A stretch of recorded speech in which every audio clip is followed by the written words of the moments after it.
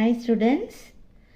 இப்போ 10th ஒரு இம்பார்ட்டண்ட்டான 2 மார்க்கு மேட்ரிக்ஸ் ரிலேட்டடான 2 மார்க்கு வெரி இம்பார்ட்டண்ட் சம். ஈஸியாக மார்க் எடுக்க முடியும். நீங்கள் find transpose of minus A. Minus ஏனுடைய டிரான்ஸ்போஸ் போடணும். ஸோ ஃபஸ்ட்டு நம்ம என்ன பண்ணோம், மைனஸ் ஏ போடணும். மைனஸ் ஏனா இங்கே இருக்க எலமெண்ட்ஸில் எங்கெல்லாம் ப்ளஸ் இருக்கோ அங்கெல்லாம் மைனஸ் இருக்கிற இடம்லாம் ப்ளஸ் ஆக போகுது. பாருங்கள், ரூட் -7 இங்கே +3 ஆகிடும். மைனஸ் இருக்கிறது ப்ளஸ்ஸு, மைனஸ் இருக்கிறது ப்ளஸ் பண்ணணும்.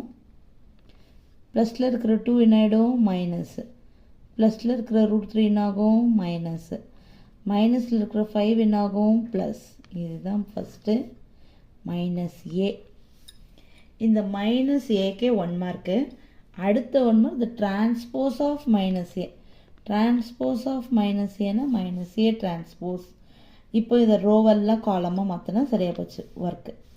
ரோ எந்த சைனும் மாற்ற தேவையில்லை, ரோவை காலமாக மாற்றிடலாம். பாருங்கள், √5 -2 -√3 5. ரோவை காலமாக மாற்றணுன்னாவே ஒர்க்கு ஃபினிஷ்.